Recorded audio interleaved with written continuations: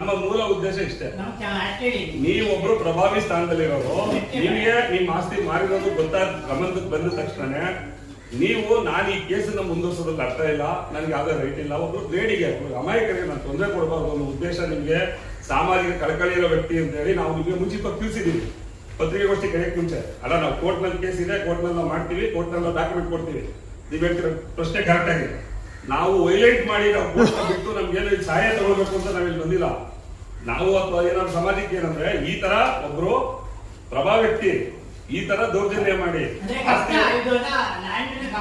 ಹೌದು ಅಕ್ವೇಷನ್ ಅವರು ಲ್ಯಾಂಡ್ ಗ್ಯಾಬಿಂಗ್ ಮಾಡಕ್ಕೋಸ್ಕರ ಒಬ್ರು ಅಮಾಯಕ ಮಹಿಳೆ ಮೇಲೆ ದೌರ್ಜನ್ಯ ಮಾಡಿ ಲ್ಯಾಂಡ್ ಗ್ಯಾಬಿಂಗ್ ಮಾಡಕ್ಕೋಸ್ಕರ ನೀವು ಒಬ್ರು ವಿರೋಧ ಪಕ್ಷದ ನಾಯಕರು ಈ ತರ ಮಾಡ್ತಾ ಇದ್ದೀರಲ್ಲ, ಇದು ಸಮಾಜಕ್ಕೆ ಎಂತ ನ್ಯಾಯ ತಂದು ಕೊಡ್ತೀರಿ ನೀವು? ಸಮಾಜ ಸ್ವಾಸ್ಥ್ಯ ಹಾಳು ಮಾಡ್ತಾ ಇಲ್ವಾ? ನೀವೇ ಹಾಳು ಮಾಡ್ತಾ ಇಲ್ವಾ?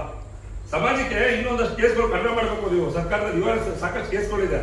ನೀವು ಸಮಾಜದಲ್ಲಿ ಪ್ರಜಾಪ್ರಭುತ್ವ ಸ್ಥಾನದಲ್ಲಿರೋರು ನೀವು ಈ ರೀತಿ ಹೋಗಿ ಒಬ್ಬ ಅಮಾಯಕ ಮಹಿಳೆ ಹೈದರಾಬಾದ್ ನಲ್ಲಿ ಇರೋದನ್ನ ನೀವು ಬಂಡವಾಳ ಮಾಡಿಕೊಂಡು ಅವ್ರ ಆಸ್ತಿಯನ್ನು ಕಬ್ಜಾ ಮಾಡ್ಕೊಳ್ಳೋಕೋಸ್ಕರ ನಿಮ್ಮ ಎಂಟೈರ್ ಫ್ಯಾಮಿಲಿ 23 ಜನದ ಫ್ಯಾಮಿಲಿಲಿ 11 ಜನ ಅಂದ್ರೆ ಏನ್ ಕೊಡ್ತಾರೆ? ಯಾವುದೇ ಒಂದು ಫ್ಯಾಮಿಲಿ ಟ್ರೀಗೆ ಸರ್ ಡೆತ್ ಸರ್ಟಿಫಿಕೇಟ್ ಇಲ್ಲದೆ ಫ್ಯಾಮಿಲಿ ಟ್ರೀ ಕೊಡಕ್ಕೆ ಬರೋದಿಲ್ಲ. ಇವ್ರ ಹತ್ರ ಡೆತ್ ಸರ್ಟಿಫಿಕೇಟ್ ಇಲ್ಲ, ಬರೀ ಭಾವಚಿತ್ರ ಹಾಕ್ಬಿಟ್ಟು ನೀವು 3 ಡೆತ್ ಸರ್ಟಿಫಿಕೇಟ್ ಹಾಕ್ಬಿಟ್ಟು ಭಾವಚಿತ್ರ ಹಾಕ್ಬಿಟ್ಟು ವಂಶವೃಕ್ಷ ತಗೊಂತೀರಿ ಈ ಕೇಸ್ ಫೈಲ್ ಮಾಡ್ಲಿಕ್ಕೋಸ್ಕರ. ನೀವು ಇದನ್ನ ಎಷ್ಟು ಮಟ್ಟಕ್ಕೆ ಸರಿ ಅನ್ನೋದನ್ನ ನೀವು ಹೇಳಿ. ಆಮೇಲೆ ದೌರ್ಜನ್ಯ ಮಾಡಿಸೋದು ಲ್ಯಾಂಡ್ ಮಾಫಿಯಾ ಮಾಡ್ತಿರೋದೇ ಲ್ಯಾಂಡ್ ಗ್ಯಾಬಿಂಗ್. ಅಮಾಯಕ ಮಹಿಳೆ ಸಿಕ್ಕಿದ್ದಾರೆ, ಇವ್ರಿಗೆ ಲಿಟಿಗೇಷನ್ ಕ್ರಿಯೇಟ್ ಮಾಡಬೇಕು. ಒಂದು OS ನಂಬರ್ ಬಿದ್ರೆ ಇವರು ಆಸ್ತಿ ಮಾಡ್ತಾರೆ. ಇದನ್ನ ನಾವು ಯಾರು ಬೇರೆಯವ್ರು ಪವರ್ಫುಲ್ ಪರ್ಸನ್ ಇದ್ರೆ ಅವರು ಅದನ್ನ ಆಸ್ತಿನ ಈಸಿಯಾಗಿ ಗ್ಯಾಬಿಂಗ್ ಮಾಡಬಹುದು. ಹೌದು ಹೌದು, ಅಷ್ಟೇ, ಅದೇ ಉದ್ದೇಶ. ಯಾರು ಇದು ಬಗಲಗುಂಟೆ ನಾನ್ ಕಚೇರಿ. ಆಮೇಲೆ ಅಲ್ಲ ಇದ್ರ ಮೇಲೆ ಲೋಕಾಯುಕ್ತಿಗೆ ಕಂಪ್ಲೇಂಟ್ ಕೊಡ್ತೀವಿ ನಾವೀಗ. ಆಲ್ರೆಡಿ ಫೈಲ್ ಲೋಕಾಯುಕ್ತ ಕಂಪ್ಲೇಂಟ್, ಯಾಕಂದ್ರೆ ಅಫಿಷಿಯಲ್ ಯಾರು ಮಾಡ್ಕೊಟ್ಟಿದ್ದಾರೆ ಮತ್ತೆ ಯಾರು ಮಾಡಿದಾರೆ ಅವ್ರನ್ನ ಲೋಕಾಯುಕ್ತ ಕಂಪ್ಲೇಂಟ್ ಕೊಡ್ತೀವಿ. ಯಾಕಂದ್ರೆ ಇತರೆ ಬರೋದು ವಂಶವೃಕ್ಷ ಕೊಟ್ಟರು ಇದೇ ಮೊದಲು ಕರ್ನಾಟಕ ಇತಿಹಾಸದಲ್ಲಿ ಎಲ್ಲೂ ಬರೆಯಲ್ಲ. ಇತರೆ ಅಂತ ಬರೆಯಲ್ಲ, ಸಂಬಂಧಗಳು ಬರೀಬೇಕು. ಅಲ್ಲ ಸರ್, ಬರೆದಿದಾರಲ್ಲ ಈಗ, ಅದನ್ನೇ ಇತರೆ ಆರ್ಡಿ ನಂಬರ್ ನಾನು ಹೇಳ್ತಾ ಇರೋದು ವಂಶವೃಕ್ಷ ಅಂದ್ರೆ ತಂದೆಯಿಂದ ಈ ತರ ಇದು ಬಂದು ಡಿವೈಡ್ ಆಗಲು ಬಂದು ಅವ್ರ ಮಕ್ಕಳು ಈ ತರ ಅಂತ ಬರ್ಕೊಂಡಿದ್ರು. ಪಾಪ ಅವ್ರೇನು ಮನೆಗೆ ಬರ್ಕೊಂಡಿರ್ತಾರೆ. ಸರಿ, ಸರ್ಕಾರದ ದಾಖಲೆ ಬರೋದು, ಸರ್ಕಾರದ ದಾಖಲೆ, ನಮ್ ದಾಖಲೆ. ಆಮೇಲೆ ಒಂದು ಈಗ ನಾವು ಕೊಟ್ಟಿರೋ ಅಷ್ಟು ಡಾಕ್ಯುಮೆಂಟ್ ಸರ್ಟಿಫೈಡ್ ಕಾಪಿ ಕೊಟ್ಟಿರೋದು, ಫ್ರಾಡ್ ಲೈನ್ ಡಾಕ್ಯುಮೆಂಟ್ ಅಲ್ಲ, ಎಲ್ಲೋ ತಗೊಂಬಂದಿದ್ದಲ್ಲ, ಸರ್ಕಾರಿ ಅಧಿಕೃತ ಕಚೇರಿಯಿಂದ ಕೊಟ್ಟಿರೋ ಸರ್ಟಿಫೈಡ್ ಕಾಪಿ. ಇದೆ, ಕಾಣಿಸ್ತಾ ಇದೆ, ವಿದ್ಯುನ್ಮಾನ ಸೀಲ್ ಇದೆ ನೋಡಿ, ಕಾಣಿಸ್ತಾ ಇದೆ. ಈಗ ಎಲ್ಲರೂ ಕಳಿಸ್ತೀವಿ. ಇದೆಲ್ಲ ಫುಲ್ ಒಂದು ಸೆಟ್ ಇದೆ, 25 ಸೆಟ್ ಇದೆ. ಆಮೇಲೆ ಇದಾದ್ಮೇಲೆ ನಾವು ಗಮನಕ್ಕೆ ಏನ್ ತರ್ತಿದ್ದೀನಿ ಅಂದ್ರೆ, ಈಗ ಅವ್ರ ಜಾಗ ಇತ್ತು ಅಂದ್ರೆ ಕೋರ್ಟ್ ತೀರ್ಮಾನ ಆದ್ಮೇಲೆ ಸಮೇತ ಕೋರ್ಟಿಂದ ಬರ್ಬೇಕು ಆದೇಶ ತಗೊಂಡವರು. ನಿಮ್ ಮಾತು ನಾನು ಹೇಳ್ತೇನೆ, ಕೋರ್ಟ್ ತೀರ್ಮಾನ ಆಗಿದ್ರೆ ನೀವು ಬಂದು ದೌರ್ಜನ್ಯ CCTV ಕ್ಯಾಮ್ರಾ ಹೊಡೆಯೋದು, CCTV ಕ್ಯಾಮ್ರಾ ಹೊಡೆಯೋದು, ನಮ್ಮ ಕೇಸ್ ತಗೊಳಕ್ ಬಂದ್ರೆ ಅಲ್ಲಿ ಕಂಪ್ಲೇಂಟ್ ತಗೊಳ್ಳೋದಿಲ್ಲ.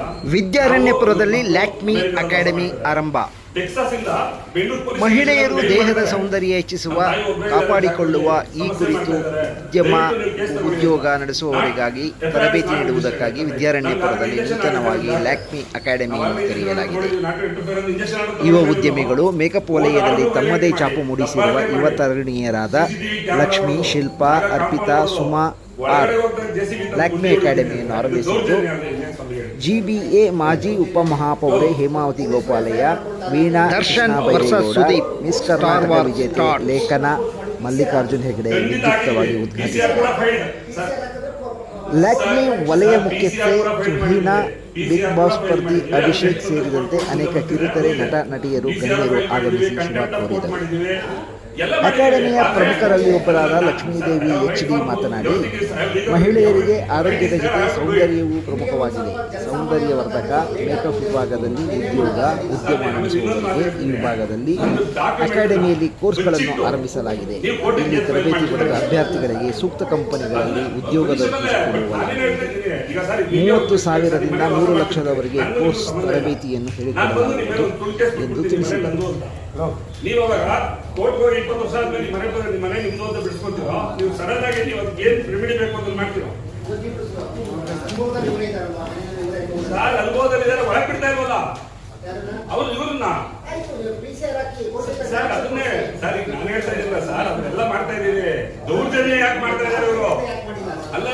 ಮಾಡಿದೀವಿ, ಖಂಡಿತ ಮಾಡಿದೀವಿ. ತಮಗೆ ಈಗ CCTV ಕ್ಯಾಮೆರಾ ಕಿತ್ಕೊಂಡು ಹೋಗೋದಕ್ಕೆ ಫೋಟೋಗ್ರಾಫ್ಸ್ ಕೊಡ್ತೀವಿ.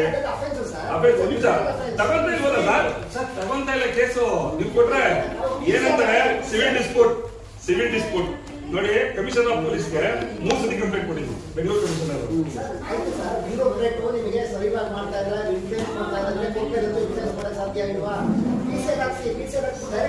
ಸರ್ ಅದನ್ನೇ ನಾವು ನೀವು ಏನ್ ಹೇಳಿದ್ರಿ ಅದೆಲ್ಲ ಮಾಡಿದೀವಿ.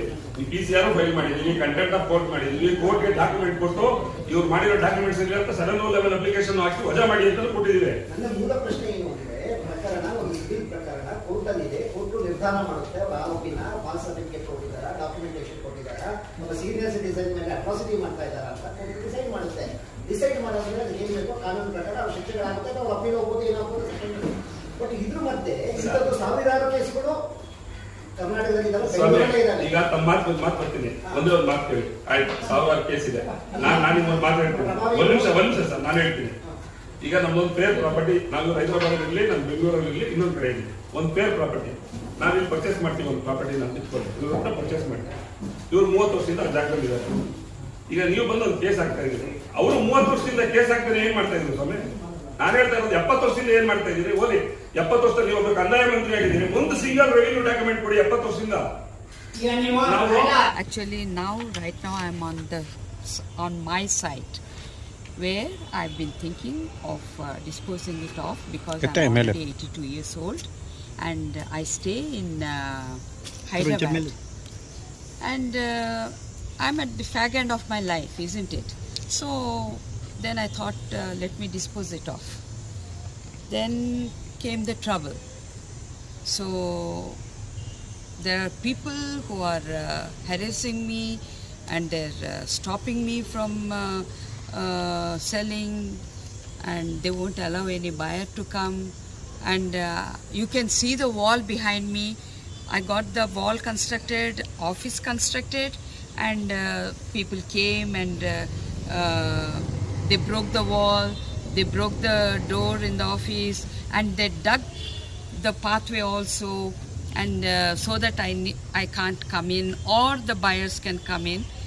And not only this, many other hurdles they've been creating and trying to stop me to sell the property, and harassing me like this. Finally, who is harassing for you, ma'am? My name is Ramanu Jeshwari. Who is the from harassment? Harassment from your Harassment, Mr. Ashok. Yes. He is harassing me because I went to the. Ashok directly harassed me, but this is It's from people. Sir. No, directly, because I went to the court, I went legally, and I went to the police department. Wherever I go for help, he's been, because of course he's in power, so he's not letting justice to be done to me. So finally, you went for the station. What you're getting a replay over there now? Excuse You me? went for the station, it is. Yeah. Local station. What they're saying for you? They wouldn't say anything. They say, yes, we'll take care. And they're quiet. They no. wouldn't take any... Madam, do you have the documents? Of course, I have all the documents. And I've been paying the tax for last 30 years. Yes. Okay. And I told them also, I said, because the neighbor, Mahesh, he is also involved in it. First he was involved, then came Ashok. He's been saying that it is his plot. Then I said, yes, show me your documents. I'm ready to give it to you if it is yours. I have my documents. But he never came up with his documents. He only keeps stopping me to do anything on this plot. That's all. Okay. Yeah. Hello, my name is Anupama. I am Mrs. Ramanu Jeshwari's daughter. I live in the US. I had to come here to help her with some property issues, this being a part of it. As you can see, all the vandalism that has been done on the property, they wrote they filed a court,